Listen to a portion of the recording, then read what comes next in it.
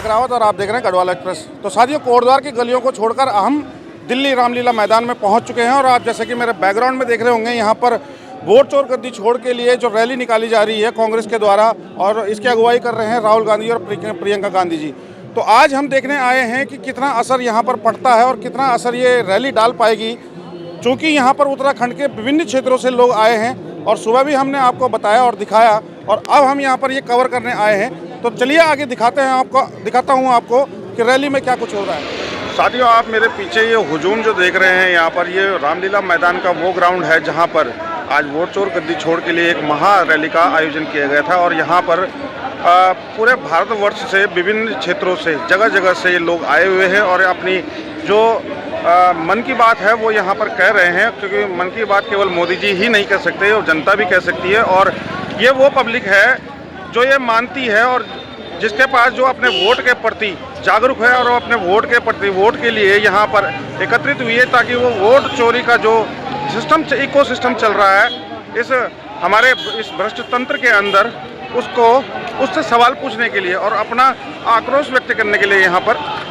ये रैली आयोजित की गई है। और लोग जो हैं ये वो जागरूक लोग हैं जो वोट चोरी के खिलाफ यहाँ पर एकजुट हुए हैं और ये बताते हैं कि नहीं, वोट एकमात्र अधिकार रह गया है अब जनता के पास, जिससे कि वो अपना एक तय कर सकती है भविष्य के, हाँ हमें ये जनप्रतिनिधि, जनसेवक या नेता चाहिए और कैसा नेता हमें चाहिए। यहाँ पर आज राहुल गांधी जी के आह्वान पर वोट चोर गद्दी छोड़ के लिए आज रामलीला मैदान आए हैं हम। क्या लगता है आपको, कुछ बदलाव हो पाएगा, कुछ चेंजेस हो पाएंगे? थोड़ी सी आप अपना जो कैमरे का ऊपर करके और पूरे लोगों को दिखा दीजिए आज कितनी भीड़ है। यहाँ पे लाखों की तादाद में भीड़ है, ये पूरा का पूरा रोड जाम है, दिल्ली गेट तक जो है भीड़ फैली हुई है। इस रामलीला मैदान के पिछले हिस्से में चारों तरफ के हिस्से में भीड़ है, अंदर आप देखिए तिल धरने की जगह नहीं है, तिल धरने की जगह नहीं है। तो जाहिर सी बात है मुद्दा प्रभावकारी है। इस देश में लोकतंत्र में लोगों के पास एक ही तो अधिकार है, मत देने का अधिकार, और वो भी अगर चोरी कर लिया जाए तो इस देश में फिर लोकतंत्र कहने के लिए बचा ही क्या। अगर हम बिहार का चुनाव देखते हैं तो बिहार के चुनाव में जिस प्रकार का हुजूम दिखा था और जिस प्रकार का रोष दिखा था लोगों के अंदर, वो जब वोटिंग हो गई उसके बाद जो कंक्लूजन आया उसमें कहीं समझ में ही नहीं आया कि रातों रात कैसे खेल पलट गया। देखिए, रातों रात खेल पलटने के दो कारण थे। एक तो सबसे पहले SIR की जो दोषपूर्ण प्रक्रिया थी, जिसमें 65 लाख वोटों के लोगों के नाम काट दिए गए थे, जिसपे सुप्रीम कोर्ट में आज भी अभी पेंडिंग है कि क्या है इसका जवाब दीजिए, आपने 65 लाख वोट क्यों काटे। दूसरी बात, जो 10-10 हज़ार रुपए लोगों को बांटे गए, उसमें साफ साफ कहता हूँ बिहारियों ने अपना 5.5 रुपए में वोट बेच दिया। आने वाले 5 सालों की अगर कैलकुलेशन लगाई जाएगी, 10,000 रुपए को कैलकुलेट करेंगे तो 5 रुपए 66 पैसे पर डे बनता है, जिसमें एक खैनी की पुड़िया भी नहीं आती। लेकिन उन्होंने अपने आप को 5 साल के लिए अपना वोट गिरवी रख दिया और आज वो इस चीज को भुगत रहे हैं। अब देखिए लगातार बिहार में किस तरह से बुलडोजर एक्शन हो चुका है, लोगों के घर तोड़े जा रहे हैं, दुकानें तोड़ी जा रही है, मकान तोड़े जा रहे हैं। बधाई हो। वही सेम प्रोसेस दिल्ली में भी लागू हो रहा है। अभी RSS के पार्किंग ऑफिस के पार्किंग के लिए 1400 साल पुराना मंदिर तोड़ा जा रहा है। बिल्कुल 2400 घंटे हिंदू करने वाली पार्टी, 2400 घंटे मंदिर करने वाली पार्टी, और अपने RSS मुख्यालय के लिए 1400 साल पुराने मंदिर को तोड़ देती है और उसे अवैध बताती है। 1400 पहले तो आपकी भी हैसियत नहीं थी, जब से वो मंदिर बना हुआ है आप उसे अवैध ठहराने वाले कौन हो गए? आपके जन्म ही 1980 में हुआ है और आप 1980 की जन्म पार्टी हो। अगर RSS की भी बात करें तो 1925 में RSS का जन्म होता है और वो मंदिर तो उससे भी पुराना 1400 साल पुराना, आज आप उसे अवैध ठहरा रहे हो। आप कौन होते हैं? अवैध तो आप है वास्तविक रूप से तो, लेकिन आपको पार्किंग के लिए जगह चाहिए। आपने मंदिर मस्जिद की परवाह करे बना उसे तोड़ दिया और तमाम गोदी मीडिया इस मामले में चुप रहा। और जाहिर सी बात है क्योंकि गोदी मीडिया को मुंह मोतियों से भर दिया जाता है। SIR को कैसा मानते हैं, देश के हित के लिए या नहीं? अगर सही तरीके से करी जाएगी तो देश हित में है, लेकिन उसके में दोषपूर्ण तरीके अपनाए जा रहे हैं, जिसके लिए आज तमाम देश में जिसके लिए वोट चोरी का आंदोलन जो चल रहा है, SIR की खिलाफत करी जा रही है, वो इसीलिए करी जा रही है। SIR के नाम पे वैलिड वोटों के नाम काटे जा रहे हैं। अब यूपी में 2002 में अगर आपने वोट दिया तो उसकी वोटर लिस्ट लेके आओ सामने, तब आपका वोट बनेगा। 2002 से 2025 कितने साल हो गए भाई साहब? 23 साल हो गए। 23 साल पुरानी वोटर लिस्ट कोई व्यक्ति कहाँ से ढूंढ के लाएगा?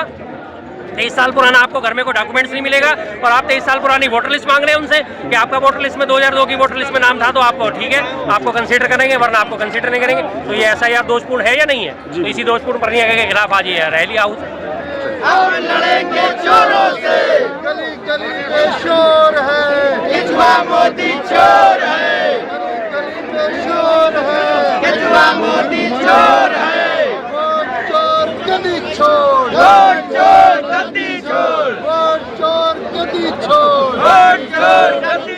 तो साथियों, जिस प्रकार का हुजूम यहाँ देखने को मिल रहा है उससे लगता नहीं है कि अंदर पर कोई जगह मिल पाएगी, परंतु हम यहाँ पर रामलीला मैदान पे आए हैं बाहर पर।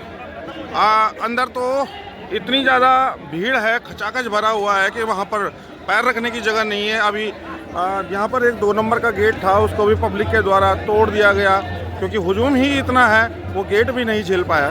तो देखिए आपकी वोट चोर गद्दी छोड़ के नारे के साथ में यहाँ पर कितने लोग आए हुए हैं।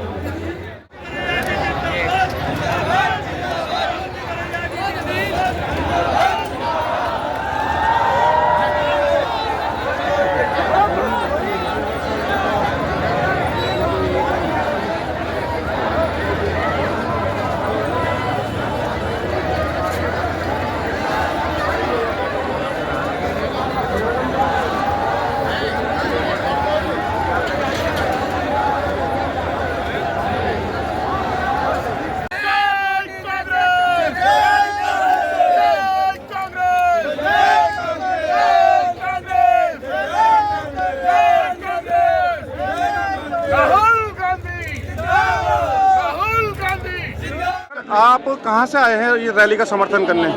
हम तेलंगाना राज्य से आए हुए हैं जी। हाँ। और क्या लगता है आपको कि कुछ बदलाव आ पाएगा इस रैली से? ये इसकी जैसे जो और रैलियां हो रही हैं जो वोट चोर गद्दी छोड़ के लिए कह रहे हैं, क्या मानते हैं आप कि कैसा चल रहा है अभी परिप्रेक्ष्य? क्योंकि अभी बिहार में भी चुनाव हुए हैं, वहाँ पर भी जन समर्थन बहुत था लेकिन रिजल्ट वो उस प्रकार से नहीं आ पाया। क्या लगता है आपको?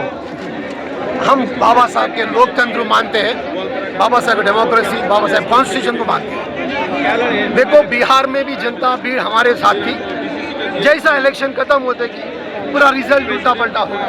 नहीं बने कि हम स्टार्टिंग से बोल रहे हमारे इसी इलेक्शन कमीशन एक ज्ञानेश कुमार ने एक बीजेपी का स्पीकर बन गया, बीजेपी का एक प्रवक्ता बन गया कि हम लोग ये राहुल जी ने 1000 बार कहते जा रहे कि वोट चोरी हो रहा करके। लेकिन कल परसों में हमारे पार्लियामेंट में राहुल जी ने अमित शाह जी को सवाल किया है, भाई अगर वोट चोरी नहीं हो रहा तो आप मीडिया कॉन्फ्रेंस में आ जाइए, हम बैठेंगे साथ में बैठ के कॉन्फ्रेंस में बैठेंगे। तो राहुल जी का सवाल ने अमित शाह जी नहीं माने, क्योंकि राहुल जी बराबर जनता के लिए, देश के लिए, डेमोक्रेसी सेव करने के लिए, कॉन्स्टिट्यूशन सेव करने के लिए, वो आम आदमी के लिए, दलित के लिए, पिछड़ा के लिए और हमारे SC ST OBC के लिए वो लड़ता जा रहा कि कॉन्स्टिट्यूशन सेव डेमोक्रेसी के लिए।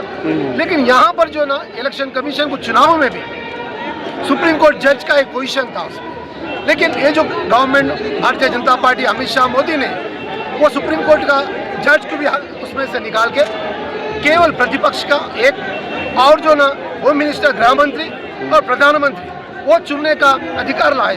उसमें 1/3 मेजॉरिटी जो मोदी को और अमित शाह को दोनों डिसाइड करके इलेक्शन कमीशन को लाए।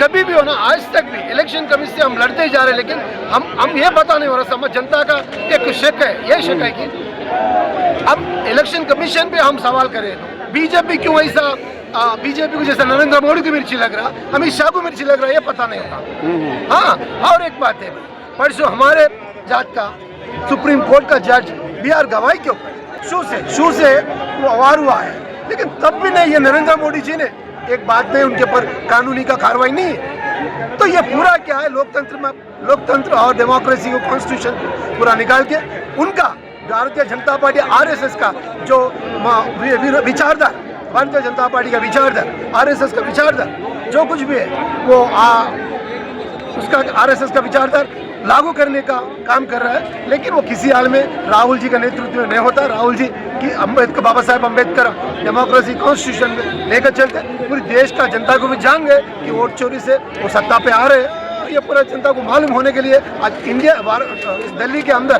पूरा देश को, जनता को जानने के लिए यहाँ पर ये रैली लगा है। ये रैली हम जो एक्सपेक्ट भी नहीं करें उतना भीड़ भर गया।